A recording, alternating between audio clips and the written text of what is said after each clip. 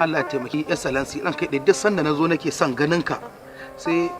odili ya ce mini yana dan wani abun PN ya ce yana wani abun shi kanshi protocol din ma in naje sai ya dinga ce min excellency ya san da zuwan ka sai in ce to ni ban sani ba ko ya sani ko bai sani ba tunda harkar nan da ni aka yi ta na bada gudunmawa na ce to dan kai dai zan zo dan Allah dan annabi ni ma a dan taimaka min a taimake ni ko jari ne kai ran kai dai ko fara ce in dinga siyarwa saboda abin ya citira kuma kaga za a zo neman yakin zabe na biyu yadda dama aka riga aka bata ko wannan kuma mutane din naji abubuwan da suke faɗe dama ba san zama kake yi ba ka gama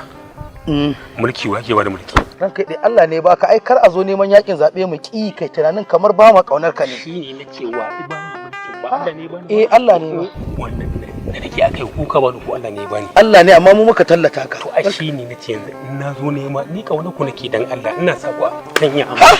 ba kake ko in ka ce mutunci to baka isa ba mulki Allah ne ke bada mulki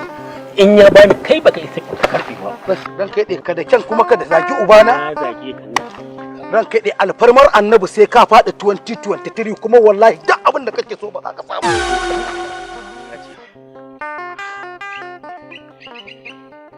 to billahi allazi la ilaha illa huwa zaka ga yadda za a yi rigima da yan jihar ka 2023 wallahi sai sun kada kai kuma wallahi ba za ka zauna lafiya ba ai dama ba zama kake yi ba